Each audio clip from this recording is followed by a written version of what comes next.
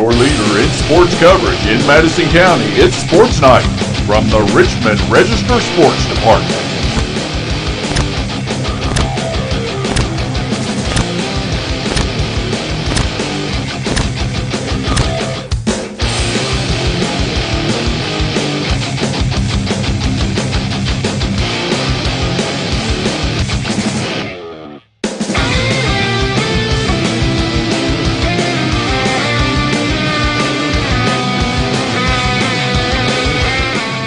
Find out the latest Madison County sports information from Richmond Register sports editor Nathan Hutchison, coming up next. Madison County Sports Night is brought to you by Total Comfort Heating and Air Conditioning. Let Total Comfort keep you cool or warm this winter. Call for service or for a free replacement quote. Wynn's Auto Detailing Service. Adams Buick GMC. Sid says sell 'em. Snappy Tomato Pizza. Pizza. Metronet Fiber. And KYmedia.net. Does your business or organization want to sponsor Madison County Sports Night on the Richmond Register Sports channels? Hit us up on social media. Abundant Hope Naturals, the official fruit smoothie for Sports Night. Come recharge with a delicious fruit smoothie full of protein and your choice of supplements.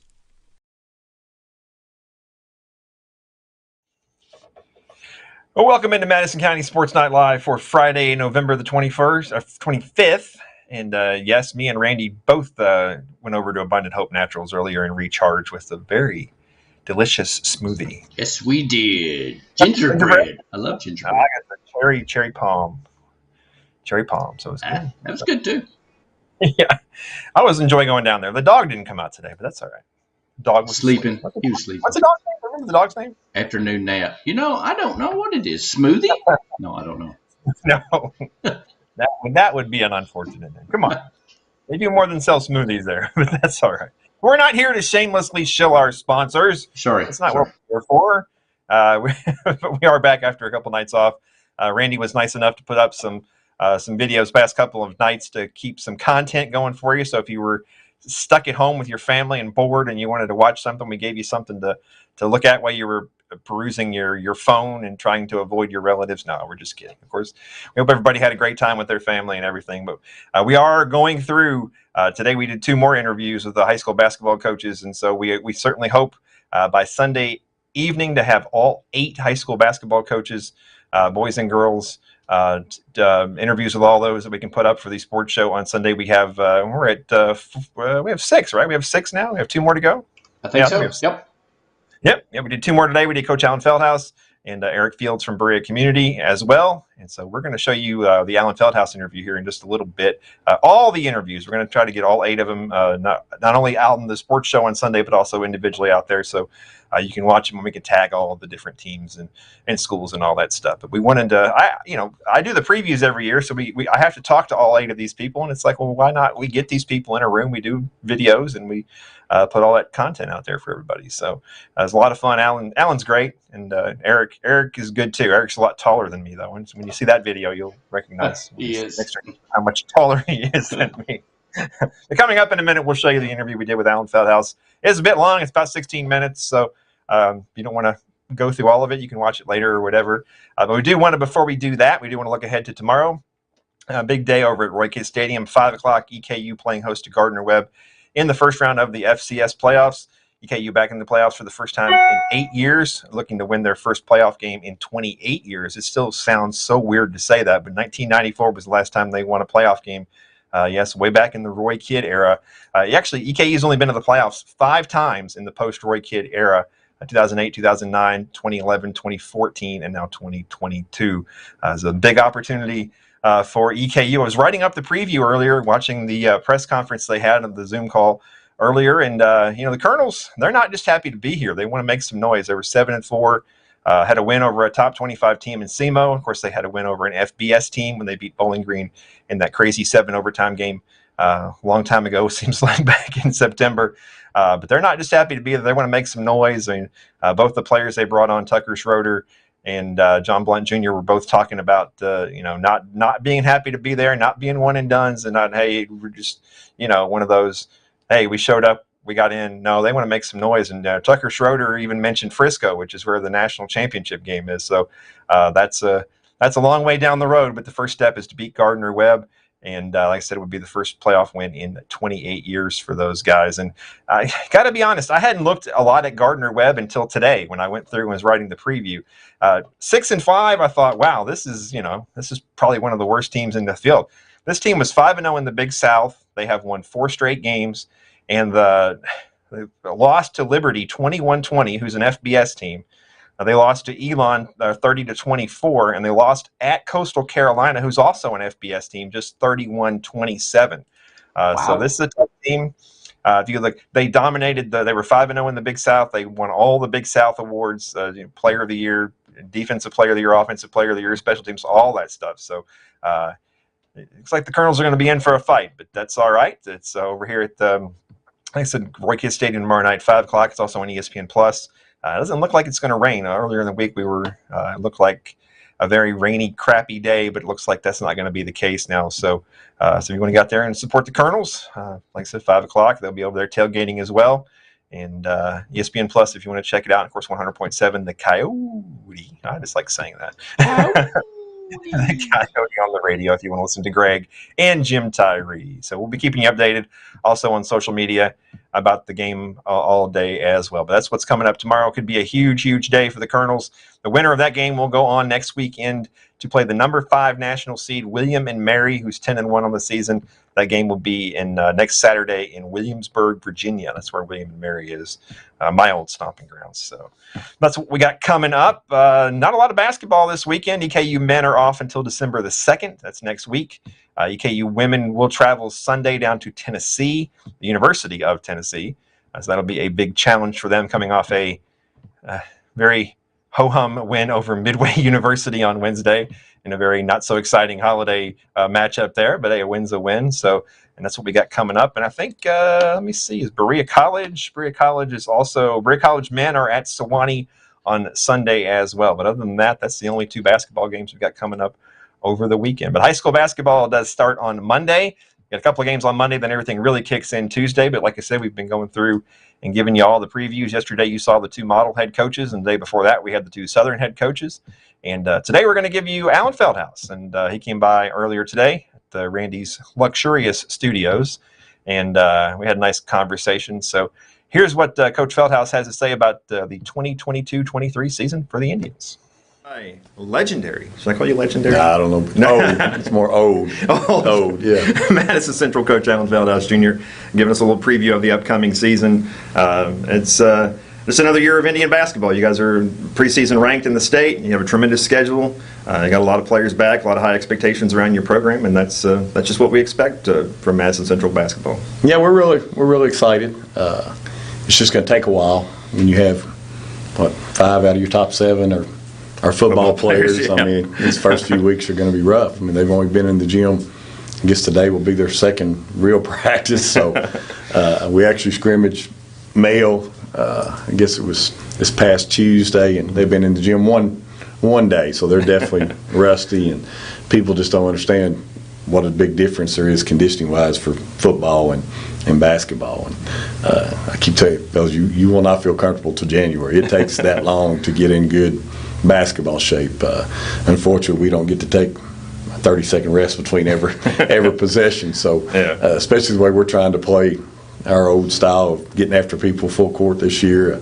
So maybe they'll round into shape a little sooner because of that. Yeah, that's got to be tough for you. I mean, you're such a big supporter of all the sports at the school, but the longer the football team plays, the longer you don't get your players. But, I mean, I'm sure you're rooting for them and the team. We're used to it, and December does not mean a thing. Yeah. So we have to keep telling ourselves that. But when you're getting ready to start scrimmaging and playing games, you've only been in the gym together as a unit for 2 or 3 days. That it's kind of hard, but we're used to it. We're used to it. We'll get through it. Yeah. Well, look, a lot of familiar faces on this team. Once you finally do get them back out there, really only lost 2 starters from last year. Of course, Will graduated, but the rest of the guys back. You got Robbie Todd for a 5th year. He's back. He's a non-football guy, so he's been with. Yeah, you. he and Jalen both have. They've been in the gym the whole time, and truthfully, it's been good to work those younger kids because we've got to find a little bit more depth this year than we had last year, and we think we've got 2 or 3 kids that have kind of stepped up that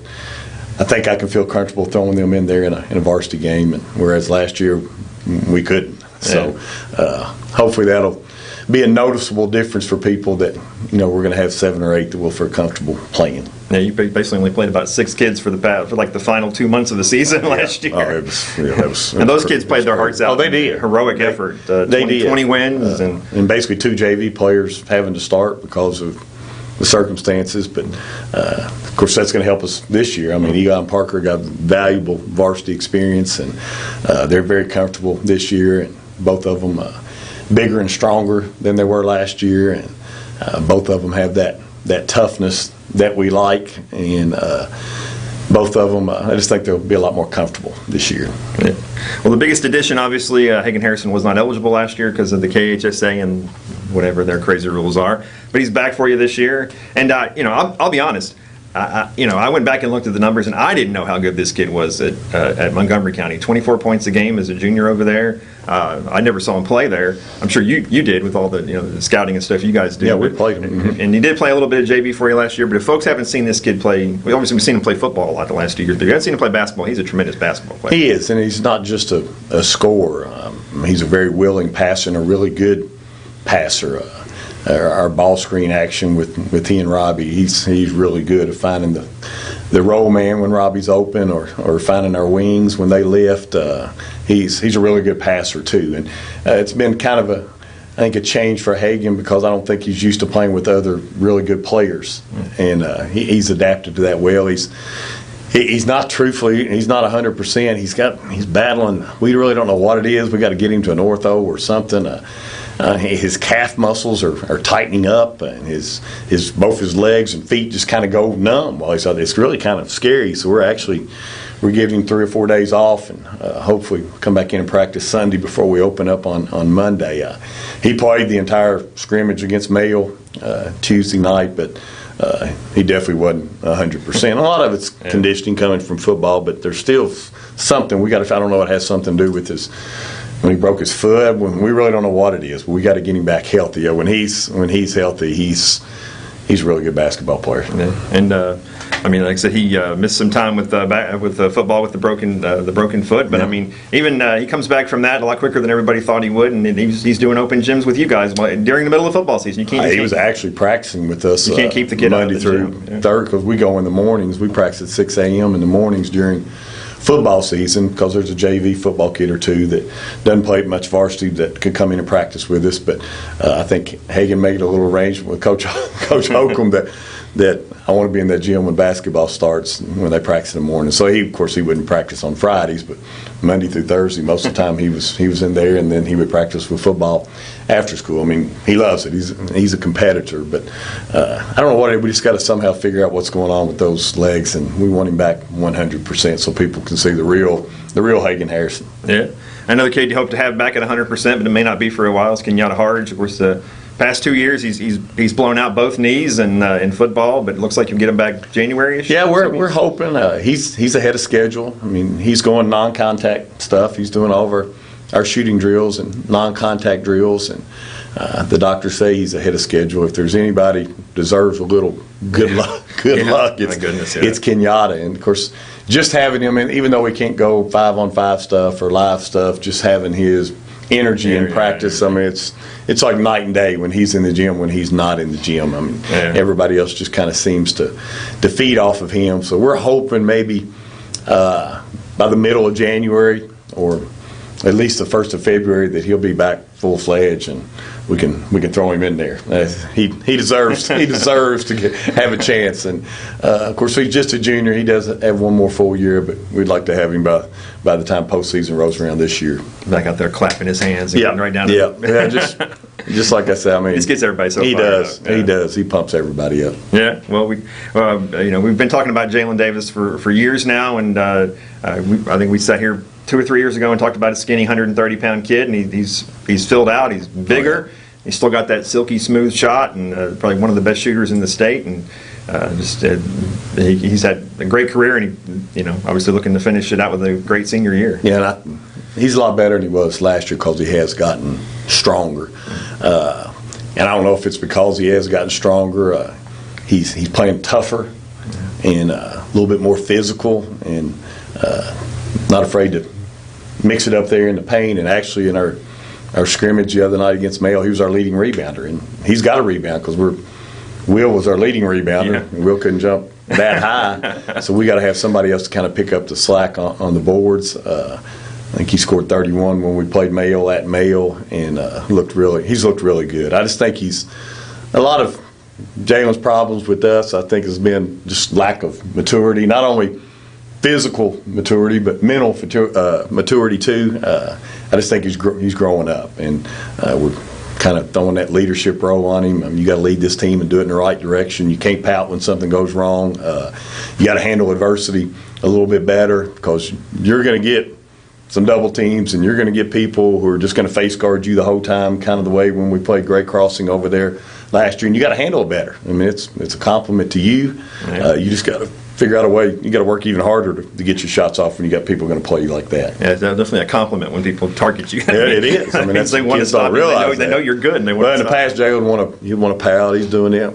Jalen, you may tell him to quit guarding you. No, you got to fight through it. And you got to work harder to get you a shot. So I think he's trying to kind of figuring that out now. Yeah, one other guy was an older guy, leader, Robbie, coming back for his 5th year. Of course, we weren't sure he was going to get it or not. I think initially he had applied for it when he was at Rowan a couple of years ago. Then I don't know even how this process works anymore, but luckily he got it, and he's back for you. Yeah, well, he should. If there's anybody deserved to have that extra year, Robbie, because he's so young. I mean, he would have graduated at 17, so he definitely needed that year. And I think it was kind of when we got him, he'd applied for it at Rowan County. He didn't know how he was going to like Madison Central, but once he got here, I think he fell in love with their program, the way we do things. So it's really what's best for him. So yes, we're really excited to get Robbie back, and you know what you're going to get from Robbie day in and day out. He's going to work his tail off, and we're going to let him get out on the floor because he can shoot, but we have to keep reminding Robbie, look at our size. You're the only one we got that's 225 down there. We got to get you inside there too. So yeah, we're really happy to have him back. Just such a good teammate, just such a good team player. Yeah. Will jump that high. He jumps about that high. No, Robbie's got he's got a few hops on. He's got some hops on him now. Yeah. Well, he's and Jaden West, the kid that's back for you, and just obviously just athletic as can be. We saw that on the football field with 15 touchdown catches, I think it was, and 5 interceptions. Just maybe one of the best athletes Madison's had in a long time. No question about it. Top 3 since I've been here with Keneal Jenkins and Dominique, and Jaden athletically is right up there with those two. I mean, he just brings an element to our team that we don't have. We got to get him healthy. He's still got that boot and going through PT with therapy on that ankle. So hopefully it won't be much longer. We can at least get him back in there practicing and working his way back in there. Of course, he played with us all summer. We just got to get him in good basketball shape and back in the swing of things basketball-wise. Yeah, I saw him over at your camps and everything. He was helping out. Oh, yeah. He was with us all summer. When you go from football to basketball, it just takes a while. And plus, he was kind of beat up a little bit, too. Yeah. Well, you mentioned the 2 kids that got thrown into the fire last year, and Eli Steele and Parker Mullins, ended up having to play a lot of minutes. And to be perfectly honest, at first they seemed a little timid, but they grew into those roles. Especially, I thought Eli really blossomed. And by the end there, he was being aggressive, taking shots, whereas early on, both those guys were very quick to pass off to somebody else. But they grew, they matured, they really seemed like they flourished in those roles, and they weren't scared of the moment by the end of the season. Not that they were scared in the beginning, but they embraced the moment. No, and of course they both started all summer for us, and I just like the toughness aspect that both of them bring to our team. It's not just they're about half nasty, to tell you the truth. Both of them have a little nasty streak, and you need that. But once again, they're coming out of football, and their conditioning's not where it's gonna be. But they're going to do exactly what you ask them to do. And that's what we told them. They're going to get the weakest defenders from the other team, and they're going to be given shots. So you can't be afraid to step up there and take those shots. Hit or miss, you've got to take those shots. And they got to spend a little extra time in the gym on their own, getting up shots. But we want them to shoot, because we know they're going to get open looks, because those other guys are going to get the primary defenders off the other team, and they're going to leave them open. And Eli probably offensively a little further along than Parker, but Parker, I think, is more of a mentality. He thinks he's willing to do all that other stuff, but he's going to be left open. He's got knock down those shots. I remember last year we went over to Great Crossing to play that first game of the regional tournament. They had big Malachi Marino guarding him, and he never came out of the paint. And I was so happy. Parker jumped up there and shot that first one and missed it. We got the rebound, kicked it back to him. He went ahead and shot it again, and he made it. I think he hit another one after that. I mean, he's got to shoot the open shots. But I just like the way both of them are willing to get dirty and get down there after those loose balls and mix it up, and they're going to fight on defense and claw on defense, and those are the type of guys you can win with. Yeah. Well, historically, you don't go very deep on your bench, but you're probably going to need to, especially early in the season. So who are some other kids who are going to play a lot for you? Well, definitely. We scrimmage tomorrow. I think Hagen's going to be out. Jaden's going to be out. Yeah, we're definitely going to need some. Of course, Kenyatta's out. Landon Ray's had a really good preseason for us, just a sophomore at the perimeter. He's shooting the ball, looking to shoot the ball from the perimeter. Keith Stewart Jr. has played with us all along. Keith's a smart kid. He's got to work on his shot a little bit, but we just want these kids to come in there and take the shot when you're open, be tough defensively, not turn the basketball over. Another one that's physically probably a little ahead of some of the others is Luke Asher, who's actually a COVID freshman for us. He's about 6'4", 205, 210. I mean, physically, he looks the part, so he's probably going to get a little time here early, just for his physicality mainly. But I think he can be a really nice player for us down the road. But we're probably going to have to throw him into the fire here a little bit early so we can get all these other guys back. Yeah, well, as always, you have a loaded schedule here. You do every year, it seems like. So until you get these guys healthy, you might take some lumps, but I know you guys are always, it's long-term, big picture. If you go 1-5 in December, you guys aren't going to freak out or whatever. I mean, it is what it is. It's long-term, and you're looking toward March. Yeah. February, March. Yeah. Well, those preseason rankings came out. I guess the Courier was the first one to put the rankings out. Their top 25, and I think we played 11. 11 out of the 25 are on our regular season, and 4 out of the top 5. And it wasn't 30 minutes after those. I think I tweeted something, our schedule, and tweeted something about that. And then it wasn't 30 minutes after that, Lexington Catholic sends us their pairings for their tournament. And the only team in the top 5 that we didn't play was Warren Central, and that's who we played the first round of. So now we play 12 out of the top 25, and all 5 of the top 5 teams in the state. But that's what we like. Yeah, we will take some lumps. I promise you, we will take some lumps. So with that type of schedule, I mean, you're going to take some lumps, but we got to learn from it. And teams like that, they'll expose what your weaknesses are, and you can go back and work on those weaknesses. And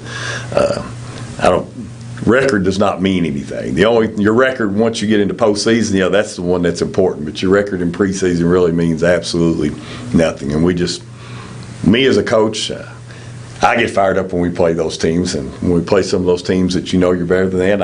I'm more guilty of it probably than the players of looking past those. So I'll take the blame for that. So that's why I try to find the best we can play. I think we've accomplished that. Is it Monday at Pulaski? Is that the first one? Yeah, that will be tough. They're ranked top 3 in their region. Of course, they were undefeated forever last year. They came in their first game of the year last year and beat us in overtime. They had a few seniors, but they got a lot of kids back, and we're not playing at home either. We're playing down there, so that's always a challenge, especially if we don't have all of our guys. It'll definitely be a challenge. And then we have Friday, first home game against Lafayette. Yeah. All right, well, appreciate you coming in. We look forward to another great season of Madison Central basketball. It's always exciting, always lots of fun, and I mean, you guys, that's what Madison Central basketball is about every year. Yeah. Well, the good thing, we've got a lot of good teams coming in here for home games this year. Of course, we've got the White Greer and Maggard Classic, where we're actually playing North Laurel. Reed Shepherd will be coming in, and Mayo and Covenant Catholic will be playing before that, the first game. And Lexington Catholic's here, Trinity's here. I think Trinity's I saw them this summer. They had a good recruiting year, put it that way. They'll probably be the number one in the state when they roll in here. So, yeah, our schedule, our fans get to see a lot of good teams come into Madison Central. We won't get you started on transfers and all that stuff. We won't. No, I'm a bad one. Do that. I'm a bad one to talk about that. That's all right. We understand how you feel. You made your opinions known very, very well. And they're very, very valid points. Right. I think so, my too. opinion, too. So there you go. Appreciate you coming in. All right. Thanks, Nathan. Appreciate it. We'll see you Friday night. All righty. I could sit and talk to Coach Feldhouse forever. Just always a fun time talking to him. And so appreciate that. And like I said, Sunday night on the sports show, we're going to have hopefully have all 8 high school basketball coaches here in the county. So we're kind of teasing you with a little bit of them now, but we're going to give you the full run on Sunday night. We've got one more tomorrow and then probably one more on Sunday. We got to make sure we get them all before we promise we get them all, then we don't. So, well, we are live on a Friday night. We don't have any football to tell you about, so I'll give you some scores. From up in Lexington, Bullitt East 55, Bryan Station 41, and then from Louisville, it is Male picking up a 24-20 win over Ballard. So the Class 6A championship game is going to be Bullitt East and Male. 5th straight year Male is in the Class 6A final. I didn't see any other scores as I was scrolling through. I know Corbin. I'm looking here. Once again, we actually are live, so there you go. Frederick Douglass, I believe. Yeah. That was an odd one. That was. It was. What was the score there? It was 14. Yeah, Frederick Douglass 14-2 over Owensboro. Yeah, 14-2. There were some other ones as well as I'm scrolling through my Twitter feed. Pikeville picked up a 50-14 win over Newport Central Catholic. Corbin and Franklin County were going toe-to-toe there. That was a good one, a high-scoring one. I haven't seen a final there yet. Let's see. Lexington Christian, they were down in where were they at? They were in Mayfield. Let's see if everybody at the Lexington Herald Leader has an update on that one. Jared Peck. Looks like wow, it's still got 11 minutes to go in the fourth quarter, but it looks like it looks like it's Mayfield up 31-21 over LCA. So lots of good stuff out there on social media and stuff. But as far as we're concerned, we got at least one more football game. That's tomorrow at Roy Stadium, 5 o'clock, EKU and Gardner-Webb. So get out and support the Colonels if you can. If not, ESPN Plus or 100.7 The Coyote on the radio. And there you go. And what do you got on your face? Oh, these are reindeer glasses, man. Oh, my gosh. It's Christmas. I bought them for my granddaughter. I think I may go back to the dollar store, pick up like 3 or 4 pair for you. I'll wear them. I will. I got no shame at all, man. I can put the crown back on if you want. My crown's over there. I can wear that. Oh, gosh. I am the king, right? Thank you very much. Thank you very much. Thank you, Tom. Thank you, Tom. All right, we've babbled on long enough. Like I said, we will have all the interviews for you on Sunday night. Get you ready for the high school basketball season. We'll have every high school coach in the county, and we'll put them all together. And Randy will put up that graphic like 7 or 8 times in the middle of it all. And I love the look of your face. Yeah, I know. I look like a smug furry, don't I? That's what some people probably think I am. That's okay. Somebody on Twitter hated me, so it's okay. Whatever. Nobody has told us that we're wrong. Yeah. Hate me if you want. I don't care.